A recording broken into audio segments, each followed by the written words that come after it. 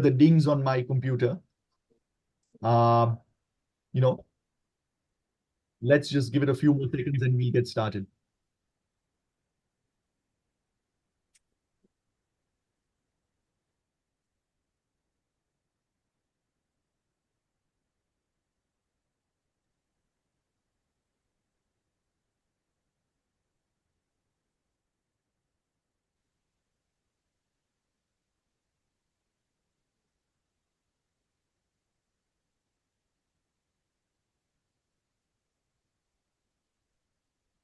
I see a couple more people in the waiting room, so we'll get started in just a few seconds.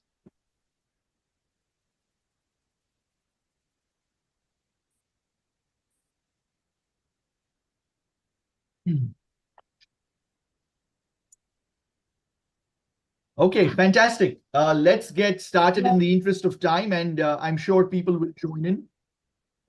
Good morning, good afternoon, good evening, wherever you are in the world. Welcome to this Indiaspora call on the Indian election analysis. We have an outstanding panel today and an excellent moderator who will be leading the conversation. I will shortly introduce our moderator, who will then introduce the panel. But before I get to that, let me take this opportunity to talk just very briefly about Indiaspora. Many of you are familiar with the organization, but for those that are not, we're a nonprofit organization that was founded 12 years ago. And our mission is to inspire and position the global Indian diaspora to be a force for good and to build bridges among diaspora leaders in several countries and professions with leaders resident in India. The vision of Indiaspora is to be the Davos of the global India. And we are comprised of a network of very prominent people in the corporate space and outside. In the corporate realm, we have entrepreneurs, venture capitalists, financiers, bankers, consultants, and so on and so forth. And in the non-corporate world, we have extremely important stakeholders who are in public policy and public service, politics and diplomacy, academics, the arts, media, sciences, sports, and so on and so forth. So we are a group of diaspora leaders as well as leaders resident in India. And there are 4 specific areas that we focus on. One is philanthropy and social impact. Another is entrepreneurship and innovation. A third is what we call Diaspora Next, which is working with the next generation of the diaspora and connecting them with India. And the last is what we call it Indiaspora Global Connect, which is our global work. Indiaspora is active across 7 core countries and gradually expanding further.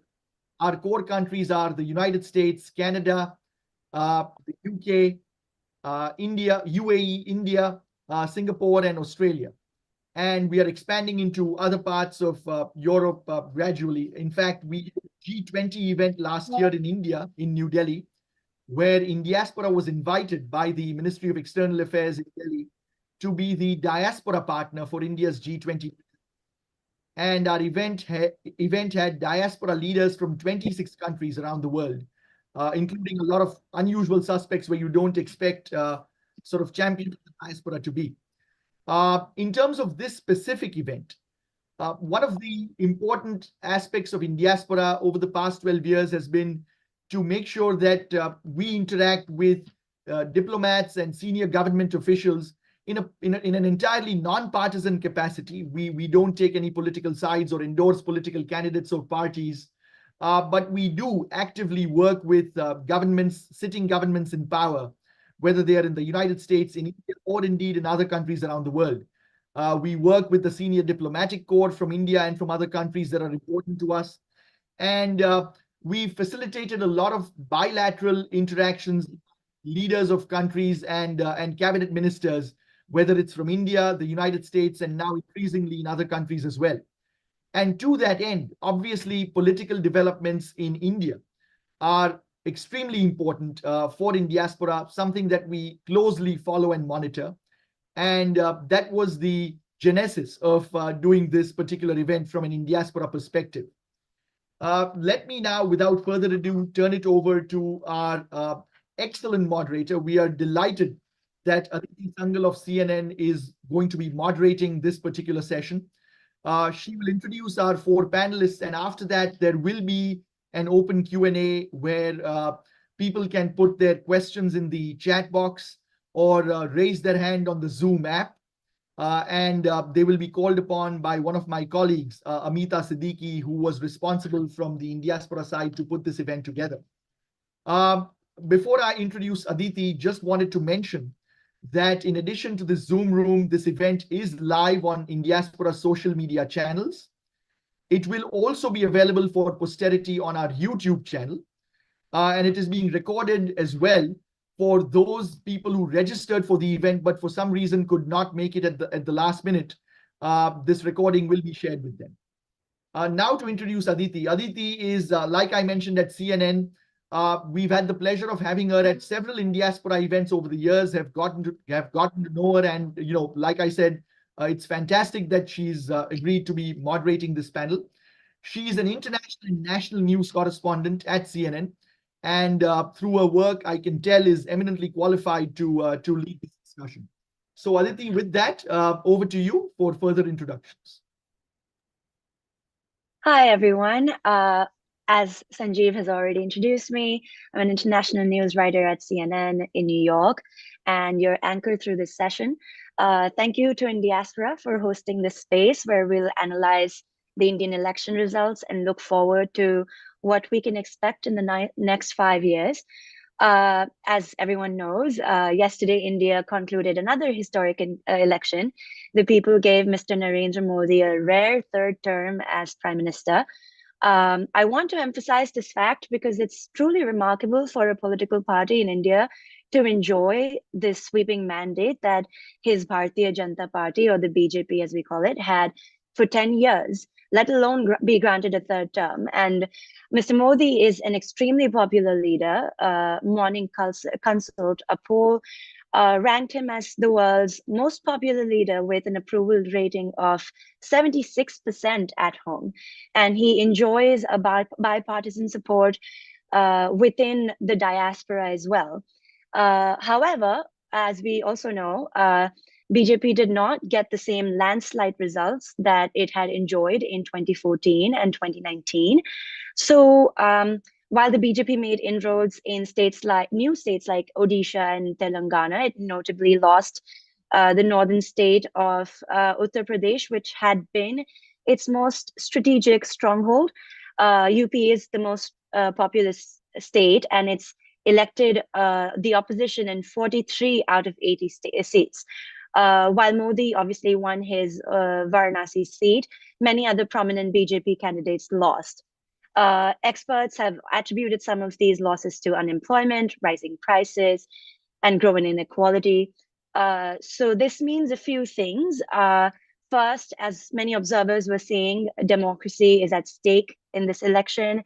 Voters have clearly shown that democracy is alive and well in India. They still define the issues that matter.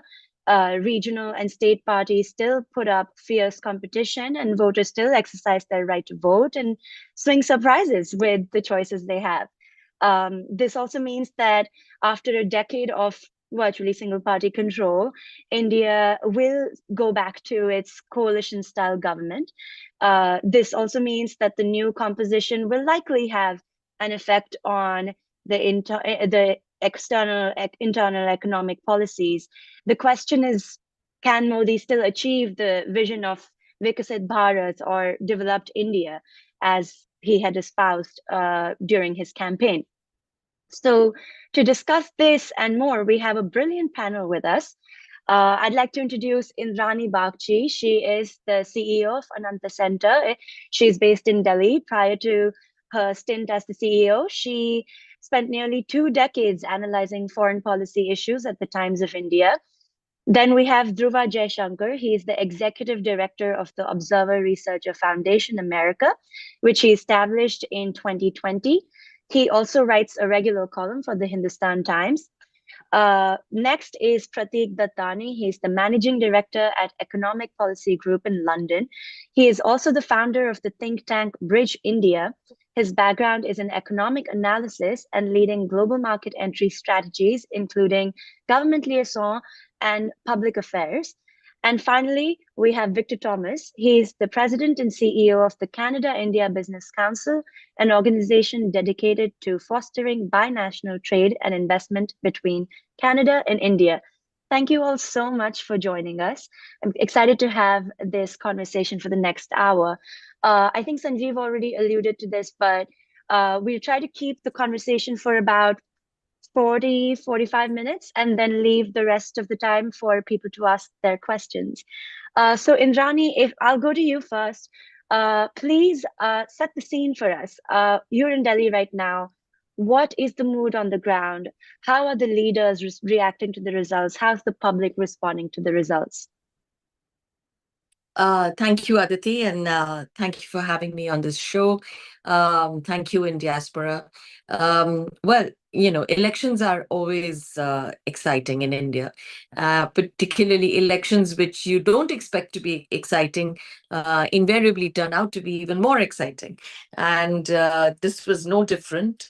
It's been a bruising campaign season. The elections itself were held in 7 phases across 6 weeks. It's the longest election that at least I can remember. And this has been an unusually hot summer. We've had crazy heat waves. So to get Indians to the polling booth in this weather is it's for me, it's just a testament to faith in the system and faith in democracy, because even though voting percentages were a bit lower this time, that's entirely expected, given that people couldn't possibly be standing in 45 degrees Celsius for a very long time. Having said that, the election results, which the exit polls had predicted a certain kind of election results, a kind of predictable election results. The actual results were very different.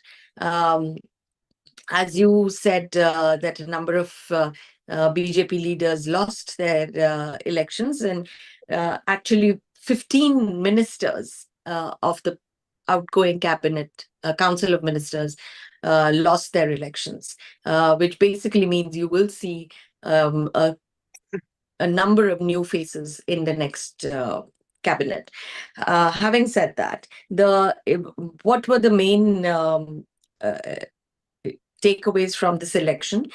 Strangely, it was an election that everybody seemed to be happy about, which was the BJP were happy that they came back. It was an unusual and unprecedented 3rd term, and after Nehru, Modi would be the 2nd prime minister to be enjoying a 3rd term in office. They didn't get the numbers that they wanted, or the numbers they thought they were getting, and that was a setback. The opposition has sort of gained a fresh lease of life. For years, we've now seen almost an emasculated opposition. They just couldn't win any seats, both in the states and in the central elections. So the fact that the most populous state, literally BJP's home ground, the state where they built the temple, where a chief minister as forceful as Yogi Adityanath is in power. The fact is that the state actually went over to the opposition. The BJP came second in that state, and it was the Samajwadi Party and the Congress Party that. So it was the UP was a surprise for the BJP, not a very pleasant surprise, but it was a hugely pleasant surprise for everybody else. Similarly, in Bengal, where the BJP had expected to do much better, Trinamool Congress, which is the regional party in power, actually improved their position. On the other hand, BJP had a lot to celebrate the fact that they were going to be forming a government in Orissa.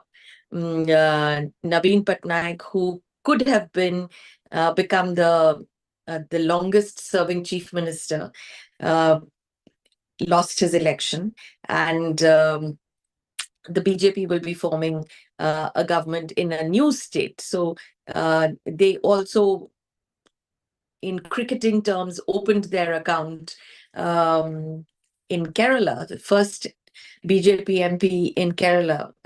Again, a new state, new beginning.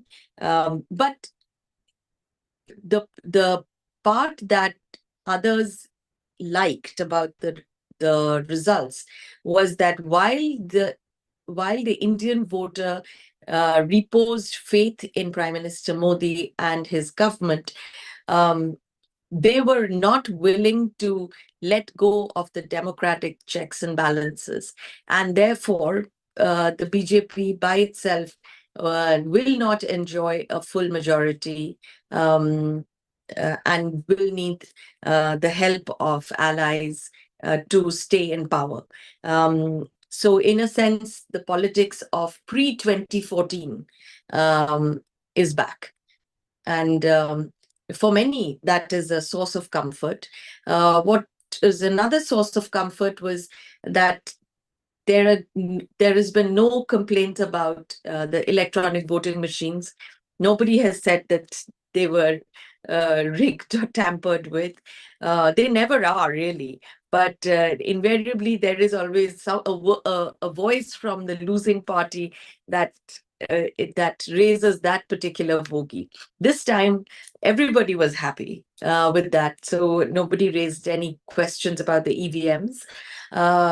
Nobody, I think the Election Commission came under a lot of attack, acquitted itself fairly respectably, and that was a good thing. Most important, democracy won. And not just the process, but the entire philosophy of democracy won in these elections. And that, again, made everybody happy, including the BJP.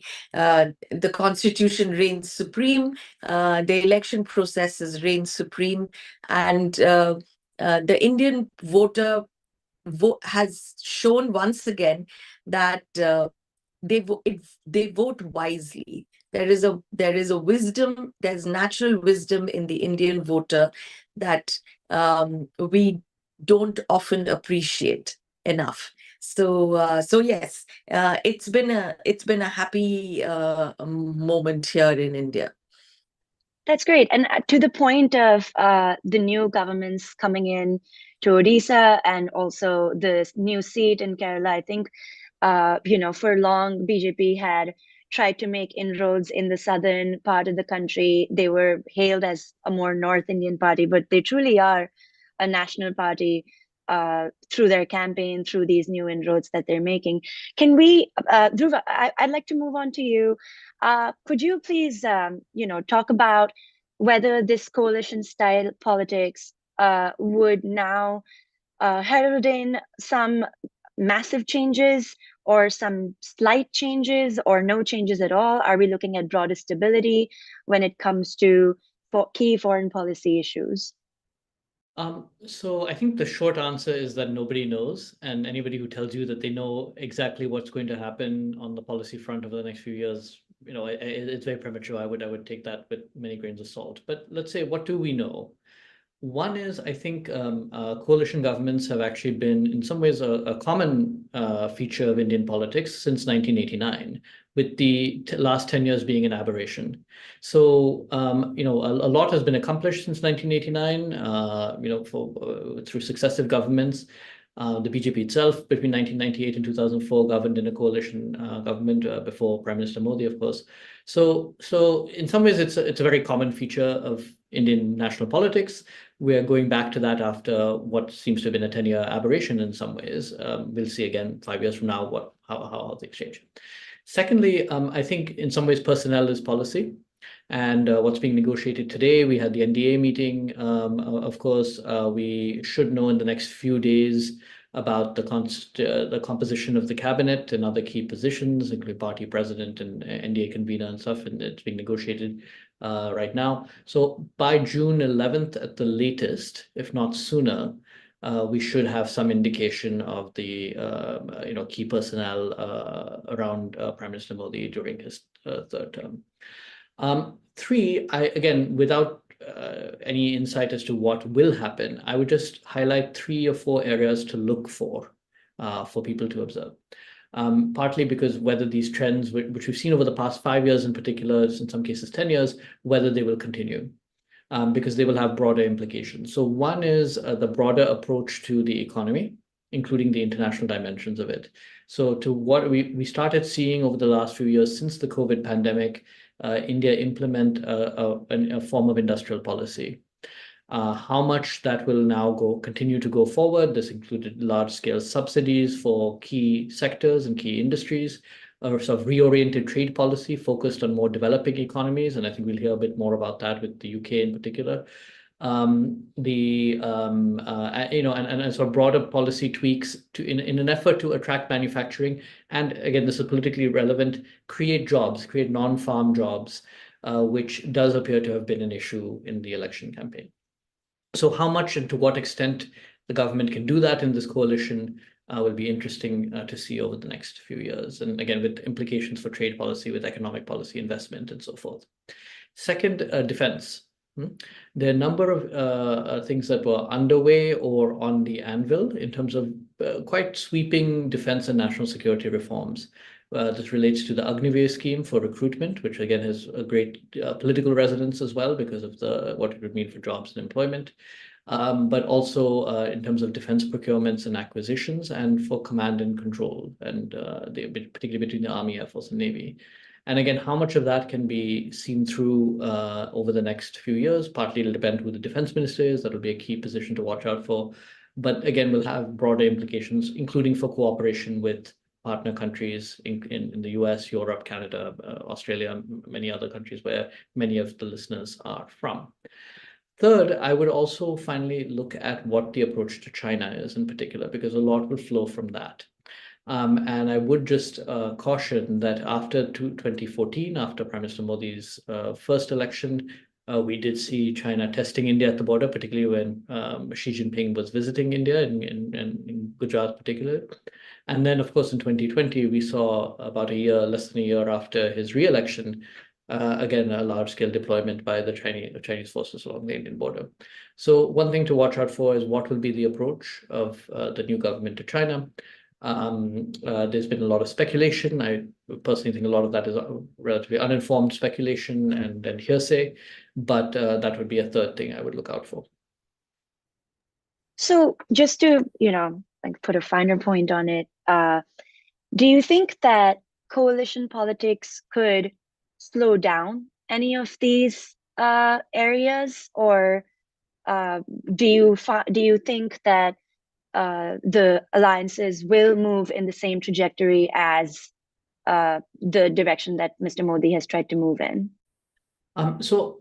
Generally, for the most part, strictly foreign policy issues have been largely the prerogative of the Prime Minister. We saw that particularly during the UPA government, where Manmohan Singh and even previously where prime ministers themselves have really, they don't always have the same level of electoral resonance.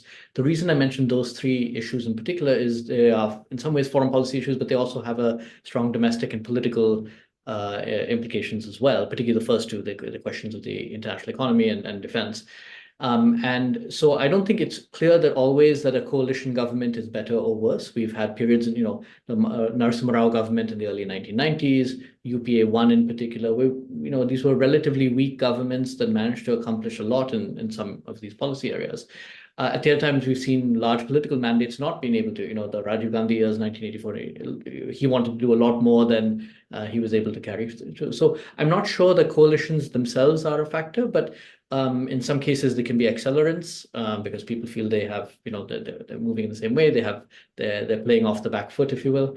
to use a cricket analogy. But so I wouldn't draw a clear distinction, but I think one thing to watch out for a lot of our listeners is who occupies key portfolios in these areas, and whether the coalition government is able to push through some of these policy measures. Great. So I'll move to Prateek on this topic of, acceleration or deceleration, possibly. India's economy was worth 3.7 trillion in 2023, making it the world's fifth largest, having jumped 4 spots in the rankings during Mr. Modi's decade in office. The economy grew by more than 8% in the fiscal year that ended in March, according to data published recently. So, Prateek, just in terms of the economic growth trajectory, what should we be looking at? What can we expect from these next 5 years under Modi, but with a different composition of government? Thanks, Aditi, so much for having me on this panel. Since 1991, when India started a series of reforms, regardless of whichever government it's been, on the center left, very left, on the right, the trajectory in terms of reform has been pretty much identical. The direction has been the same. Maybe sometimes we've been above trend, sometimes below, but it's pretty much been in the same direction. So I would expect that very much to continue, whether it's a BJP government, whether it's a bit more of an amorphous coalition with the NDA, or whether it's something more fractious. Generally speaking, 6 to 6.5% growth India can achieve over the next 10 years in its sleep without really making much effort. The problem with that is that it is what the opposition has labeled very correctly in this election campaign, a kind of a jobless growth. That doesn't lead to the kind of job opportunities that India's young people in particular need. So looking ahead in terms of what economic policies might either continue or new things that we might expect, I just want to pick up on a couple of points, one that Dhruva has mentioned and one that Indrani mentioned. So right at the beginning, Dhruva said it's early days, things could change. So in one way, this is a very ambiguous verdict from the Indian electorate. And an ambiguous verdict means on day 2, as it is today, there's a risk of overanalyzing. So in fact, whatever I say may not apply tomorrow if the TDP decides that it wants to go to India Alliance, or Nitish decides the same thing. But it does seem like we're back to a more fluid or semi-fluid coalition forming like we had pre-2014.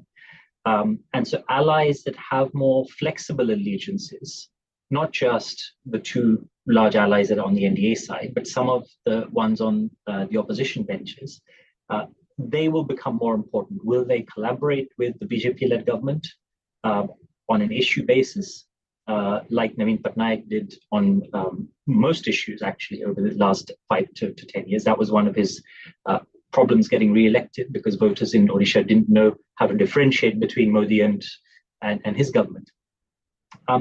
So I think in terms of economic growth, coalition governments actually have been better for India over the last 10, 15 years. This kind of top-down approach, a more centralized PMO running the country, actually you could argue has not been as fruitful for economic growth as, let's say, the last years of UPA 1 and a little bit at the start of UPA 2. Where growth touched at 8%, maybe even 8.5%, which was above trend, and then it kind of came down. One of the big challenges India has today compared to when Modi came in 2014 is technology in the economy has changed dramatically. So while technology, when we're putting a positive spin on it, we say innovation is good and disruption is good. On the other hand, what disruption actually means is you're going to dislocate a lot of jobs from one part of the economy where there are less skilled people and move it to a much smaller number of people in metro cities who are highly educated. And those metro voters may be center-right leaning naturally, and the ones that are lower skilled may be center-left leaning because they're looking for support from government, welfare schemes, etc. And so one of the trends we saw in this election is while the vote share for the BJP didn't change that much across the country, BJP only lost about 0.7 percentage points of its vote, the distribution of its vote changed quite dramatically. In Punjab, BJP got double the amount of votes compared to last time, but it actually lost the 2 seats that it had. It went down from that. And in UP, this point around jobless growth, lack of opportunity at the bottom of the pyramid, that caused the BJP to lose about 7 percentage points of its vote, which went to the other parties. I think the next 5 years, what I hope would happen is a more collaborative approach to economic policy making, including some of the smaller parties and opposition parties and some of the committees in Parliament to be able to analyze bills in a much more robust fashion than maybe has happened sometimes in the last few years. This is the first time Modi and Shah have been in a situation where they desperately need to collaborate with others. That hasn't been a natural state for them in Gujarat and then in the center the last 10 years. So this is an interesting experiment for their own personality. Of course, to be a good politician, you need to be an excellent comedian, and you need to be flexible with your approach and fluid with your beliefs. So probably Modi and Shah can adapt to this new reality. If I think they focus on inclusive development, which means green growth, which means focus more on the bottom of the pyramid, getting further helping the unbanked access the digital economy, building the India stack further, and kind of associated supply side policies. I think all that will be very good. I'm sitting in London, and from a UK perspective, the big carrot that we have here is what successive Conservative prime ministers have promised will be the largest trade deal Britain signs after Brexit. It's been several years since Brexit happened. The deal hasn't happened yet because we've had 3 prime ministers change here. Hopefully, once the government is stable in Delhi and we have our elections here exactly 30 days from today, that can be one of the big trade deals that India is able to sign over the next 6 to 9 months. That will be good for India, particularly in terms of job creation, and also being able to export Indian migrants to the UK even more than India does now. And it'll be good for the UK to be able to access the Indian market, where currently there are quite high tariff barriers. Great. So I think on the market bit, Victor, I'd like to bring you in and talk about the big, market tumble we saw yesterday with the surprise results. How are you assessing that? And what do you like? Would that indicate anything for the future, or how are you looking at this? Thank you very much, Aditi. Thank you, Indiaspora, for having me. Coming from Ottawa, Canada, and it's a great question. I think you saw the significant increase when the exit polls came out, and then you saw a precipitous decline when the results actually were finalized. I think it's as easy as looking as what does business want? Business wants predictability. Business wants stability. And so when you have what many would see as a pro-enterprise type government, they were kind of seeing the clear trajectory of where things were going. And then with that change, you saw that. As you look out, I think Pratik was exactly right. That growth that's going to continue is going to happen. Things will rebound. But I just want to take a step back and, Indrani made a really important point. This election is historic. It is the biggest election in the history of the world. The logistics of having an election over 6 weeks with 642 million people is astounding. And if you just take that into perspective, if you take all the voters in the G7 that actually voted, it's 1.5 times the amount. And so this just was carried off. And some people were, questioning if India was a democracy and everything. Well, this just clearly proves that it's a democracy and the people voted. And so I think that's an important piece that can be celebrated right around the world, especially those from democratic nations. India's growth trajectory remains strong. Pratik mentioned some of the facts. IMF is forecasting that 15% of the growth of the entire world over the next decade will come specifically from India. So it's not just gone up four different notches in the rankings on the global ranking. It is also ascending, as most people on this conversation would know, to the third largest economy by the end of this decade, and it's still on pace to do that. Infrastructure will continue to be a major piece of that. Canadian funds, our portfolio investment has now contributed well over $75 billion into the Indian market, and they will continue to do so. And so as you look at the overall pieces like manufacturing and of course digitization, I just saw a number, over 14 billion transactions, financial transactions last month on UPI alone. Mind-boggling. And so, but I think there's been a theme that's come up, and it's around employment.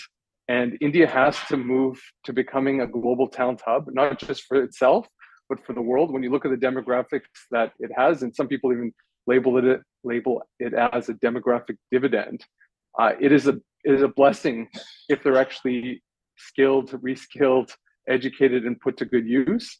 And it could actually turn out to be a detriment if those talented young people are not being able to be utilized in the economy. So I think the trajectory is clear in terms of the economic growth. Markets will rebound. Markets will continue to rally once things settle in. And I'm sure everyone's looking to see, who's in what role, how things settle out in the coming weeks. But I'm confident that the trajectory that India is on will continue. Thank you. I see a very interesting conversation going on in the chat. Thank you, Indrani, for already engaging with that.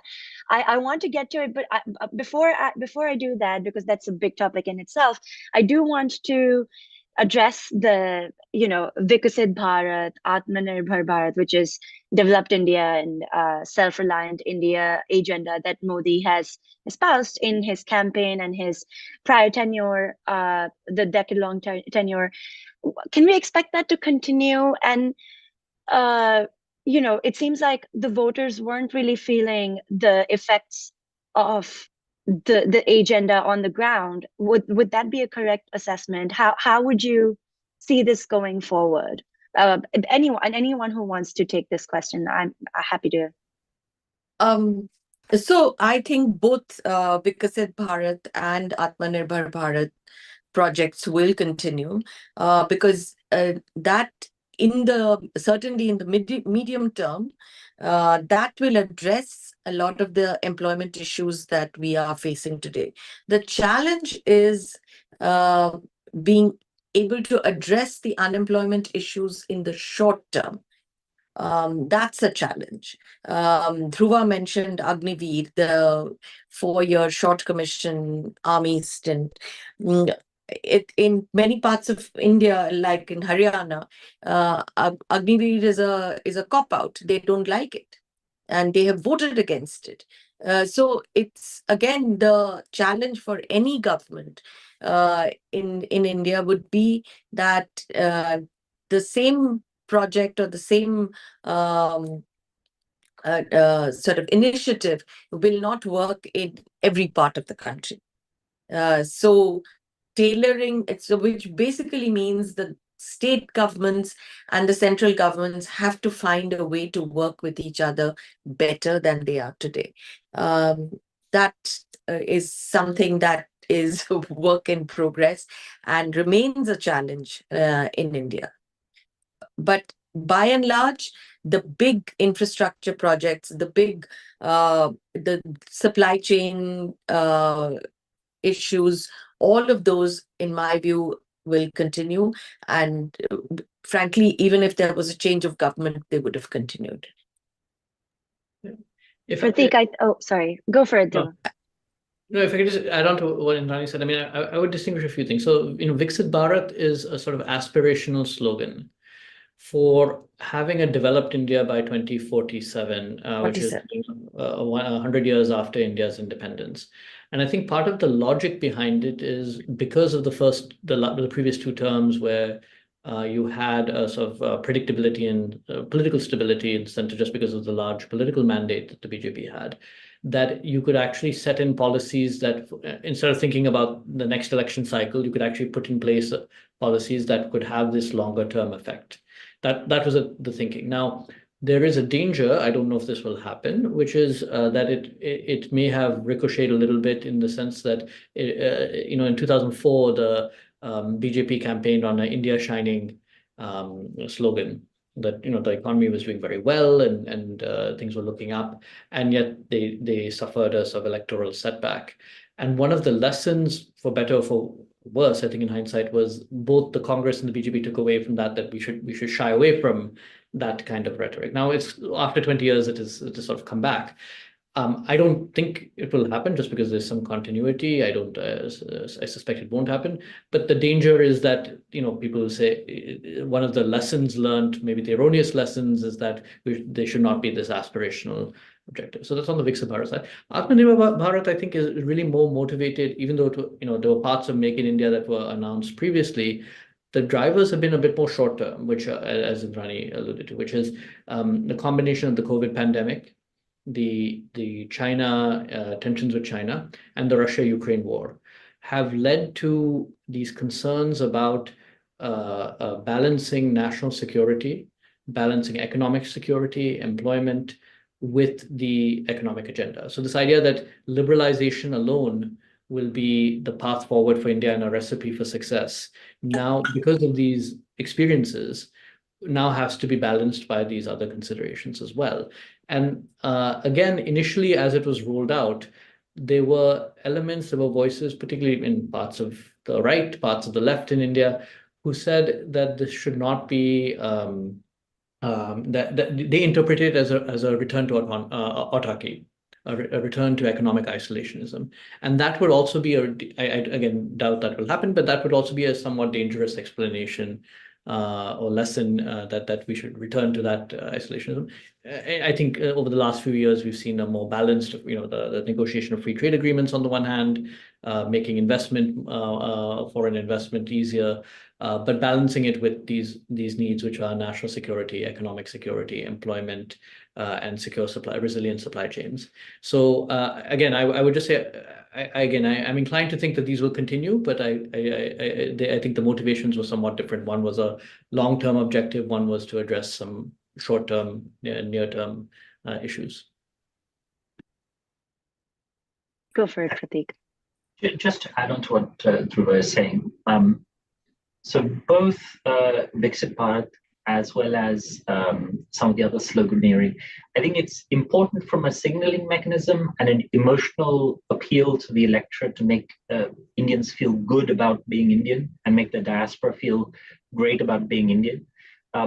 But it's not so helpful in day-to-day conversation. So, for example, India may be an $X trillion economy, but of course it is. It's 1.5 billion people. You would be surprised if it wasn't one of the biggest economies. But the per capita GDP is the same level as it is with Bangladesh. That's a far more relevant statistic to talk about.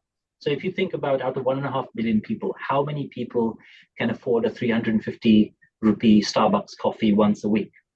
Probably not more than 10 million people or 15 million people. That's not, or maybe 50 million people at the best. That's not a huge number of people. So I think some of that is a bit of a marketing exercise, which is great, but it's not helpful in terms of the nitty-gritties of economic growth. In terms of Atmanirbharta, the one point I would make is that Indian companies investing in India has not really happened over the last 5 to 7 years. If you take out the two outliers of Reliance and Adani, there's a couple of reasons I think that's not happened. Partly, banks have been saddled with debt from earlier administrations, and banks, particularly public sector banks, have been trying to clean up their balance sheets. So they have not been lending to the private sector. The last year or two after COVID, this has changed a little bit. So banks are happier to lend and private businesses are happier to borrow because consumer sentiment is finally back to where it was before COVID. So it took a huge dip during COVID and now it's been kind of rising steadily. It's only now, probably at a national scale, gone above the March 2020 levels.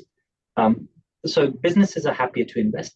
But the reason why some of the other big industrial groups don't invest in India, haven't invested in India, but have done outside India, is the same reason why the big changes in the stock market happened over the last 48 hours. So when the exit poll said India was going to, NDA was going to win big, the biggest gainers on the stock exchange were the Adani companies. They went up massively, as did Ambani's. There was not much of an impact on Tata companies and some of the other well-governed companies elsewhere on the Bombay Stock Exchange or the Delhi Stock Exchange. When the results came out, the Adani companies fell the most. So what that implies is the market thinks Modi is tied to these two big corporate houses. And that's very much the feedback I've had over the last 5-6 years, that if you're a second-tier industrialist, what's the point of investing in India? Because if you do badly, fine, no one's going to touch you. If you do well, you get a call to say you need to sell to Adani. And that, I think, is the main, one of the main drivers that where a coalition government is a good thing, because in most countries in the world, politicians and business people need to get on well, and they're people that need to be kept happy. But if you have a coalition, then that is distributed more. So the power is not concentrated in one business house or two business houses. And I think that will actually mean the next 5 years are better for Indian companies investing in India.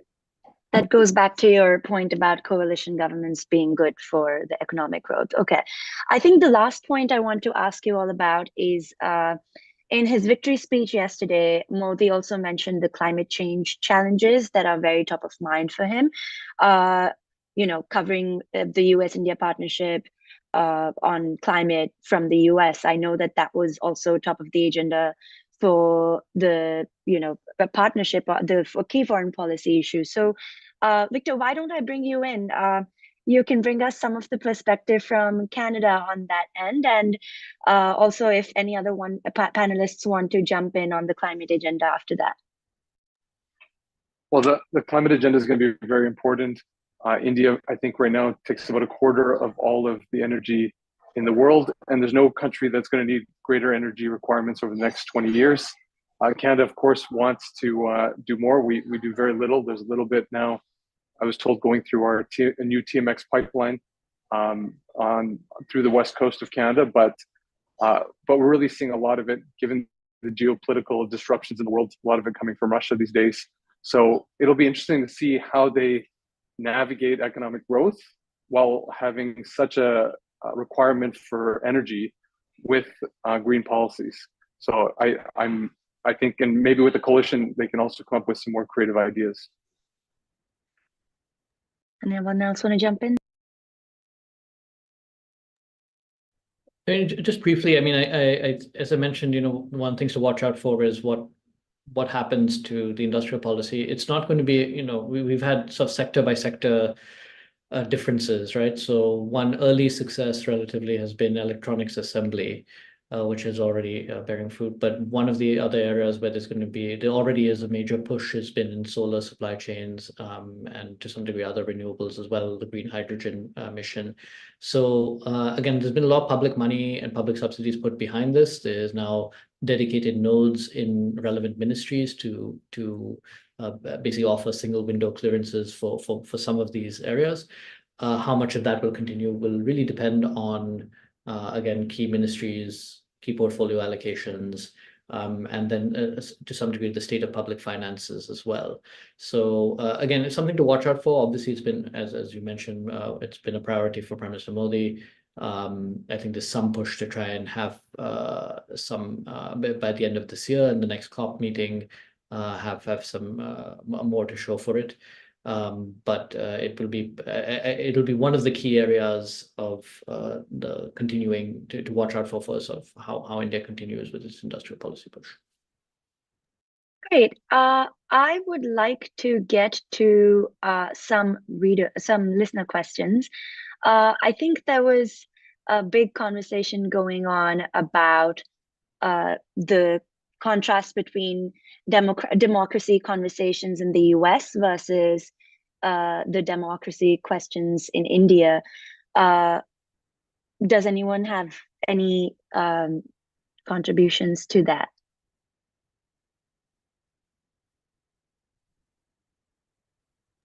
I think Indrani was very good in answering that question in the chat, just for everyone's awareness that, you know, democracy is always flawed, but at the end of the day, as long as the voter exercises their choice and votes and holds the government accountable, defines the agenda, you know, democracy is functioning, it's alive and it's kicking. The next question is, okay, this is about, it's a follow-up to Prateek's comment that the economy is still not decoupled from politics in India. Would you mind asking about the weakening of institutions in the last decade and whether they expect anything changing in the next 5 years? Prateek, do you want to take that? Yeah, I think India is very good at the process of democracy. EVMs worked, 900 odd million people were eligible to vote, 600 odd million people voted, there was no violence. Apart from the opposition making some kind of jumping up and down a little bit when the exit polls came out, no one really criticized the election commission or tried to subvert the election process in the same way it's happened in many other countries. So there, I think India is wonderful. It leads the world. I think where India is less good, and this is to Indrani's point about a flawed democracy, that there are democracy is not just about voting once every 5 years. It's also about media, it's also about institutions, the Supreme Court, etc., etc. There, I think what we have to remember is that India is only 76 or 77 years old. So it's still a very young country.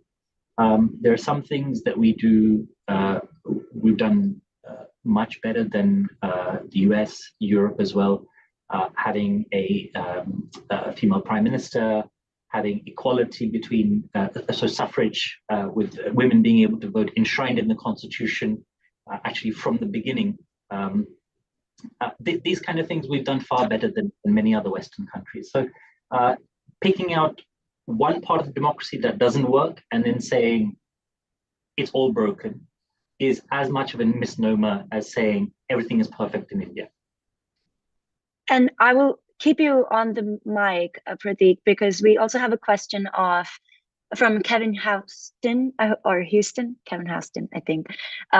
Does the conclusion of a UK-India trade deal look more likely if, as the polls predict, a Labour government wins in the next election?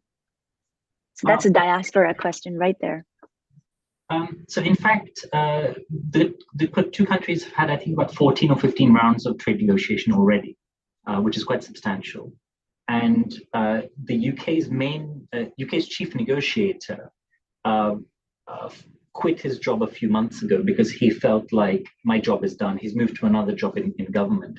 So the delay is entirely a political delay now. It's not to do with civil servants and agreeing a draft in large portions of it.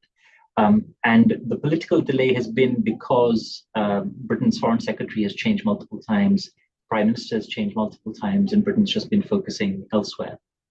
And Rishi Sunak has had far more crises internally, domestically, than to think about things like a trade deal with India.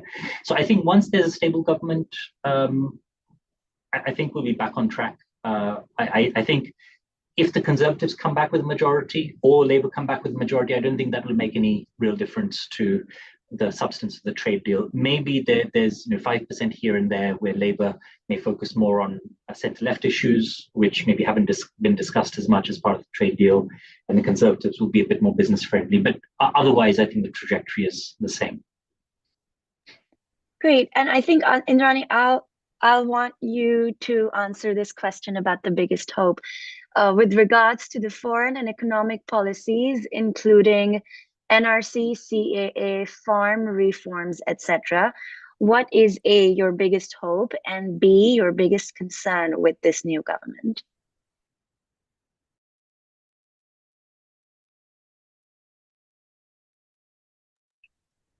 Anything to do with, no. yeah. I think neither NRC nor CAA have anything to do with either foreign policy or economic policies. Both very domestic policy.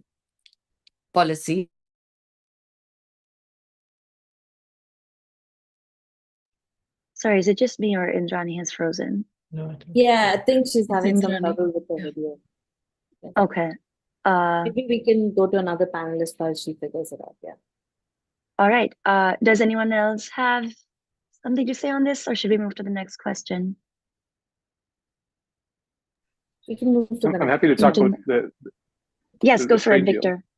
Yes, let's do Sure, I that. was just going to say, in Canada resuscitated our trade agreement after 10 years. Sorry, in terms of trade negotiation in March of 2022, we were, I think, 8 or 9 rounds in until August of last year, and then of course Canada pulled back just before some of the comments by the Prime Minister of Canada on September 18th. And so, but as we've seen even since, 4 countries in Europe have now a trade agreement worth $100 billion. Previous to that, the UAE and Australia. So there are countries that are all of a sudden pivoting in a significant way to getting agreements with India. We were hoping that the UK would get an agreement because it would give us a clear trajectory for us to follow suit. But you know, it's going to be an important piece in this next mandate to see who else will come alongside. They haven't joined some of the bigger trade agreements. It seems like India wants to do one-on-one, and those will be a big piece in this next mandate. Great. And I think I think this will be my last question.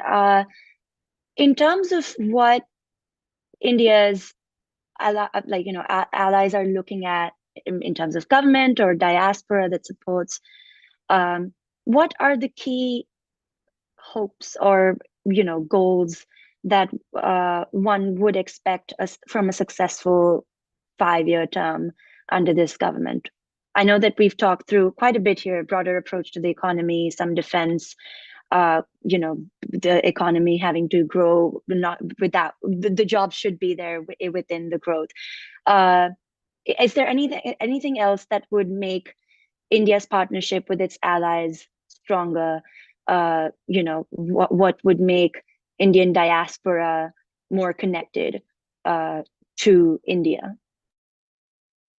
If I may, so I'd say the 3 things. 2 one particularly you mentioned, which is I think we'll see the future the trajectory of the Indian economy, particularly ensuring a sort of more inclusive job employment driven growth, particularly in the manufacturing sector. I think that will be as agriculture which makes for a decreasing part of the economy, but is still very employment heavy, becomes more efficient. Obviously, there will be jobs moving on, non-farm jobs. Services are doing reasonably well, but don't have often high employment associated with them. And so, I think there is this missing middle that for a variety of reasons will have to be addressed, and also has a political resonance as well. The second, as I mentioned earlier, is I think defense and national security reforms. Again, some of it is happening incrementally, but there's some major changes that have been recommended. There was actually a Vijay Raghavan committee that has recommended some major defense reforms that how much of that can be implemented over the next few years is something to be seen. There was a delay also in having a new chief of defense staff. Whether the current chief of defense staff can actually now push through some of the theaterization of the Indian military is something to look to. The last thing I would say, so again, something that I think is a bit missing and where the diaspora can actually play a role, is I think there's a lot to be done to facilitate people-to-people exchanges between India and the rest of the world. And I don't, some things are happening organically. There are a very large number of Indian students abroad, particularly in the Anglosphere, US, Canada, UK, Australia. There are a large number of tourists, growing number of tourist businesses that will happen. So that is happening, the outward flow. But I also mean in terms of just educational exchanges, for example. Still the compliance costs of setting up universities in India foreign universities is very high. There's some experimentation now underway in Gift City in Gujarat. We're starting to see a few universities express interest in that. But there's still much that can be done short of that in terms of facilitating exchange programs, whether it's for students, whether it's for business leaders. Again, some of that is happening, but the scale is, when you see, I see from the US people going on trade delegations to Europe or China and stuff, and it's much broader, much larger. We need to build up those sinews of cooperation much more, and the diaspora can play a very valuable role in facilitating and supporting those kinds of exchange programs. Victor, Prateek, do you have anything to contribute on that front? Sure, I'll just go quickly. I think the infrastructure actually connecting rural with urban. I think you saw some of the divides in the country. I think that's going to be a huge piece of it. Skilling, reskilling. How are you actually setting up the workforce, not for today, but for tomorrow, and actually getting people jobs immediately? And then, further leadership in the geopolitical. There's so much going around the world. So many things are changing. How does India not just exert itself as one of the largest economies, but also, to Dhruva's point, leadership when it comes to defense and a number of other, in terms of also pro-democratic countries.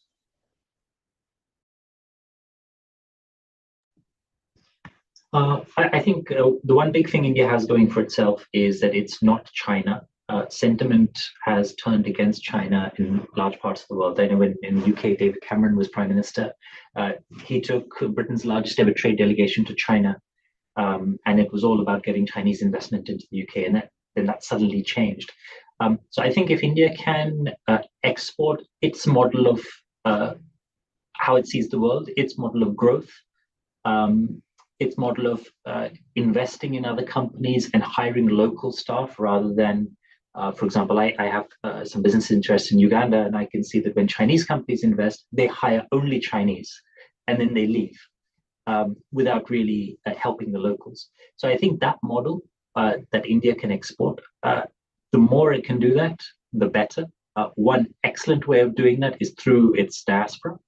But also I think India's embassies around the world need to be far, far, far better at exercising India's soft power. And exercising soft power is not about chest thumping nationalism. It's about doing the slow, steady drudgery of having a 20, 30-year plan of how you promote India's interests and then sticking to it. That's actually quite key. I've lost my point, but I think that was really great.